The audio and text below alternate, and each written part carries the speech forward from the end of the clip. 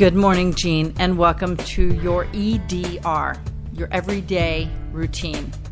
This is going to be about 20 minutes that you're going to use on the days that you're not running to stimulate all of the muscles and soft tissues in your body and get your metabolism boosted, your heart rate going, and help you feel better, get your energy boosted before you head to work.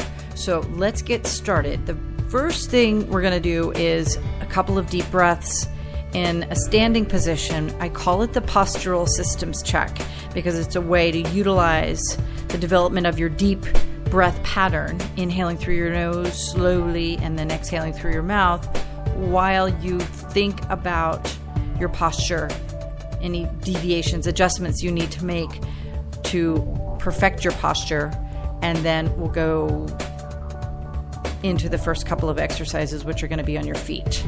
So think about the placement of your feet and your body weight as you take these deep breaths. You're thinking about the placement of your right leg versus your left leg, or the pressure versus in your right leg versus your left leg. Think about using all four corners of your feet to connect with your floor. I'm assuming you're in bare feet, so just think about making connection between the inside of your foot and the outside of your foot, the forefoot versus your heel. And then travel up your body, thinking about your calves, the strength of your legs. Give a little tug to your tushy muscles, your glutes, and then make sure that your hip flexors are fully elongated by standing up really tall.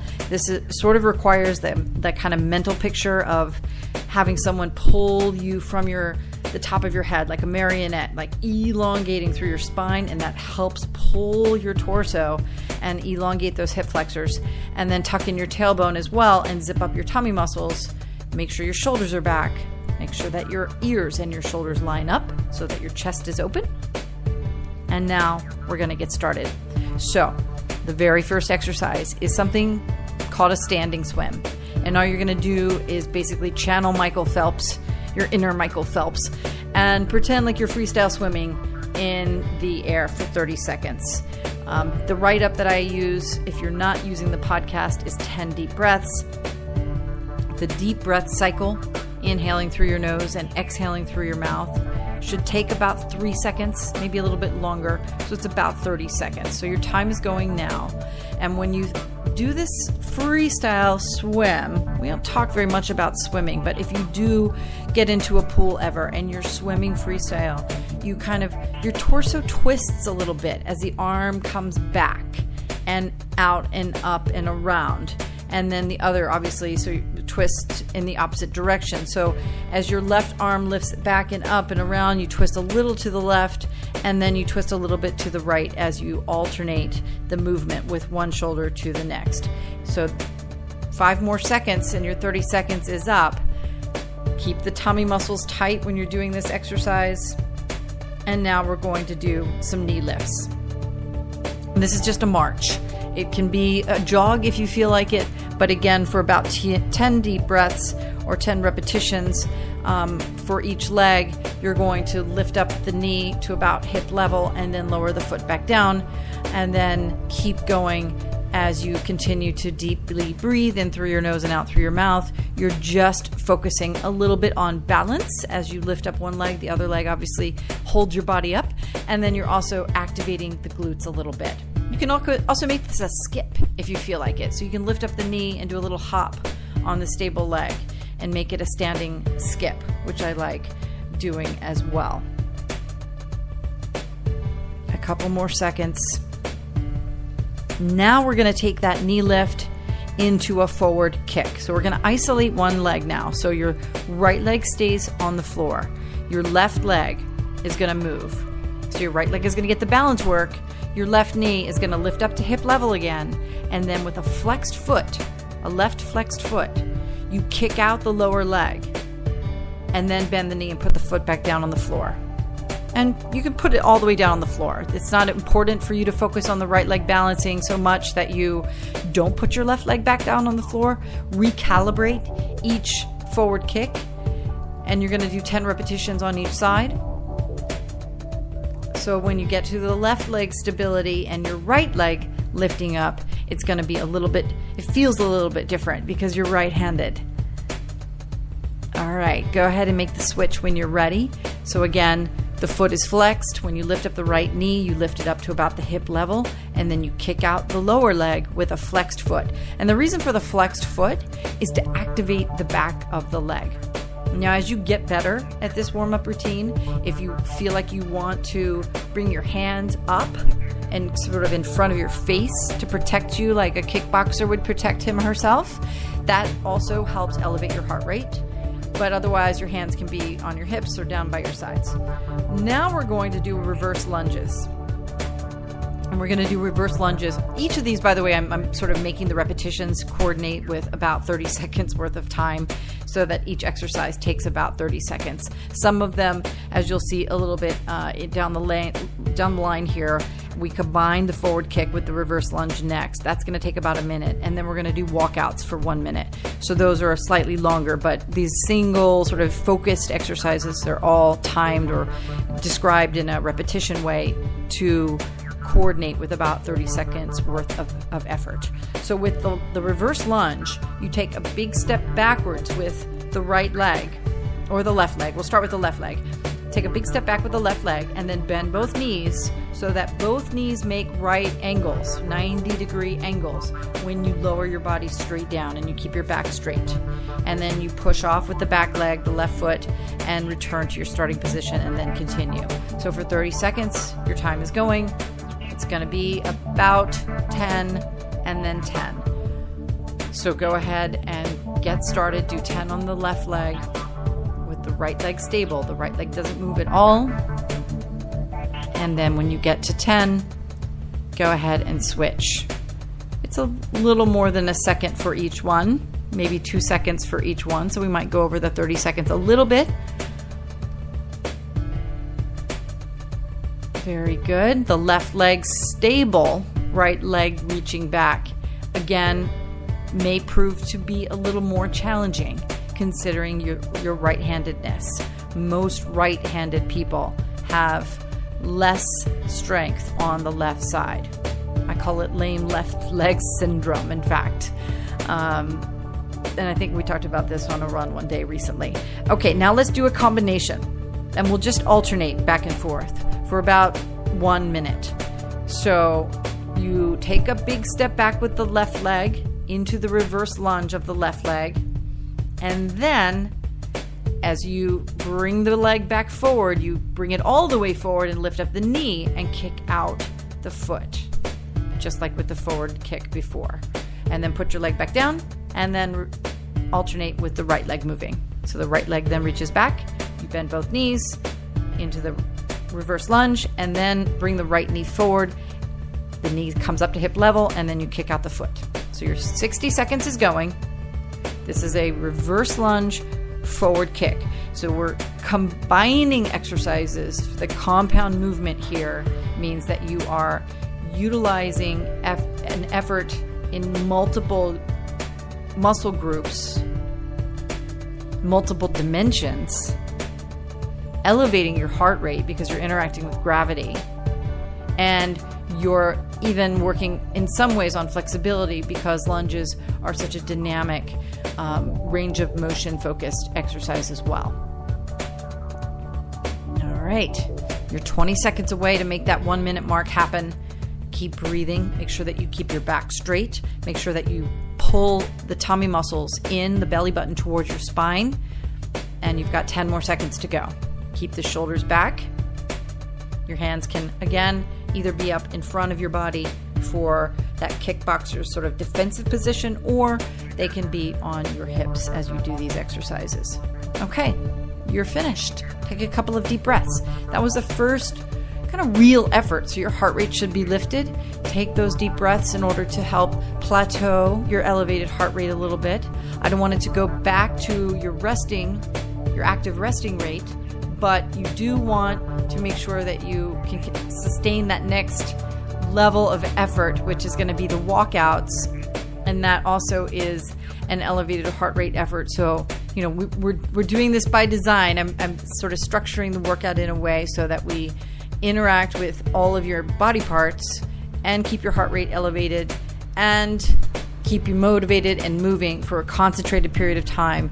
And then you're going to be off to the showers and then, of course, quickly into your office. Okay, so for the walkouts, you bend your knees and lower your butt towards the floor and then put your hands on the floor. And then walk your hands out to push-up position. Just pause there. Then walk the hands back towards your feet and then stand all the way up by pressing your heels into the floor and squeezing your glutes. So your 1 minute starts now and you're on your way. Now, the squatted position part is really important. When I see people do burpees, which is the movement of the feet, your hands stay in one position and then your feet move. Both times, in both variations, I see people all the time do these incorrectly because they bend over using the back as the primary mover of the lowering down to the floor part, as opposed to using the hips to hinge the body straight down into the proper squatted position and then walking the body out to the push-up position.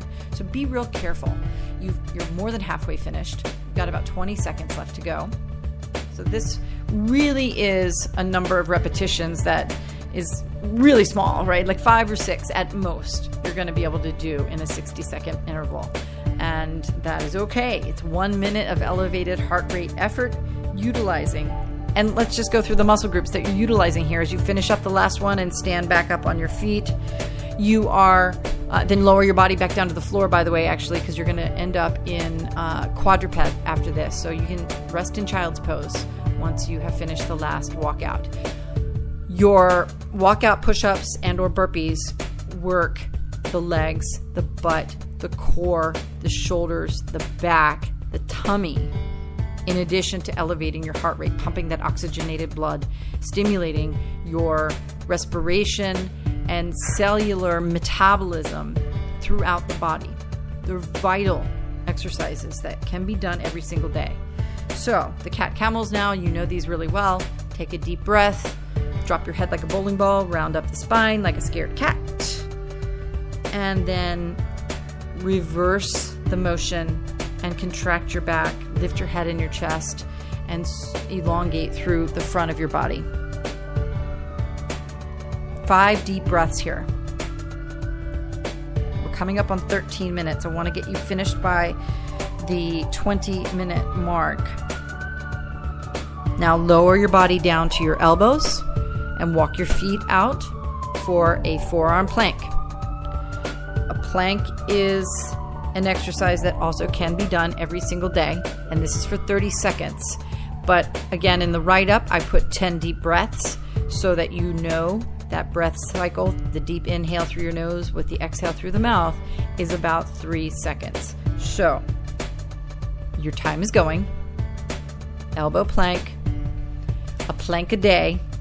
The whole notion, I don't even know where the apple a day came about. An apple a day keeps the doctor away, but a plank a day keeps the doctor away, for sure. Being able to hold a plank for about a minute and doing it every single day is a really great just sort of metric for functional strength through your entire trunk.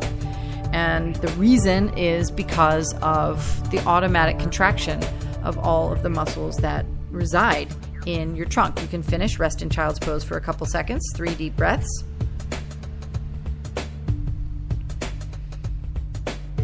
Those contractions, the isometric contractions, are automatic, meaning you don't have any control over them. When you're in plank, they happen.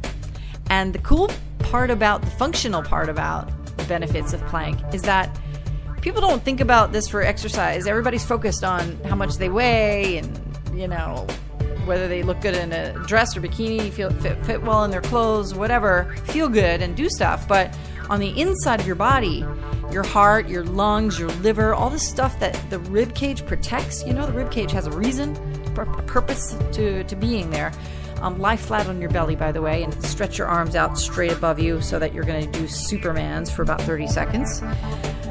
The plank muscles, the muscles that are isometrically contracting in plank, That means that they're building strength, the functional strength, to protect your vital organs, to help them function properly.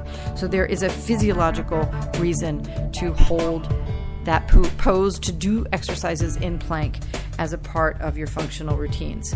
All right, now Supermans, take a deep breath in as you lift up, exhale, and then lower back down.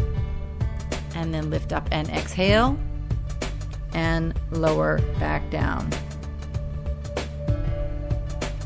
One more. Then we're going to stand up and repeat that last cycle pretty quickly. So, last Superman, then stand up on your feet. We're going to do walkouts for 1 minute. Your time is going now.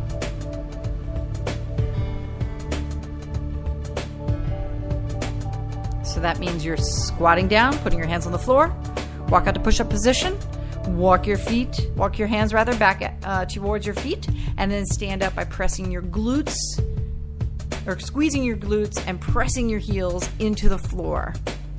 And then keep going. You're 30 seconds in, so you're halfway finished. We're going to go through these quickly. So we're doing the walkouts, then the cat camels, then the plank, and then the Supermans. And then they have I've got one more circuit for you where you're facing the ceiling, where you're lying on the floor. We're going to do hip bridges and something called a Swiss hip extension, which is like a single leg hip bridge, and then one crunch. And that will be the rest of the workout. All right, now drop your body down for a couple of cat camels. So knees and hips line up, and your hands and shoulders line up. Drop your head like a bowling ball. Do a couple of deep breaths as you drop your head like a bowling ball into the cat, and then invert your body into the camel. Then drop to your elbows. Let's finish that last 30 seconds of plank. Go ahead and get started. Your forearms are on the floor, your elbows are on the floor. 30 seconds is going now.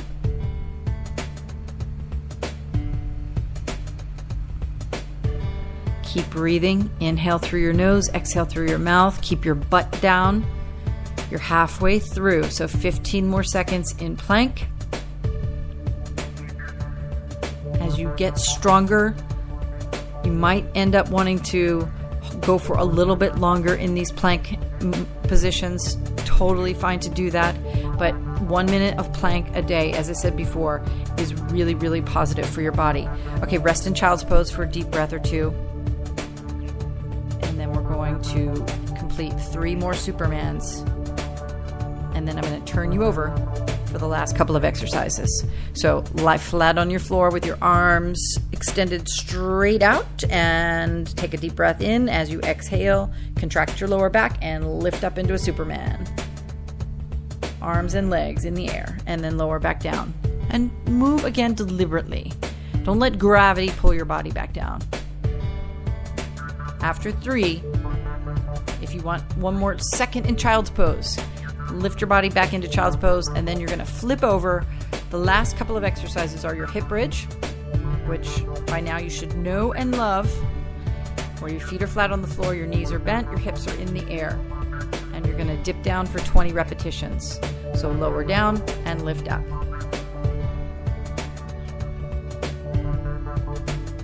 I'm going to go over 20 minutes by just a minute or two, because I want to do this set twice. But if you finish the first set and you do feel like you really need to go immediately, then definitely go ahead and flip off the podcast. Heck, I won't know the difference, will I? Okay.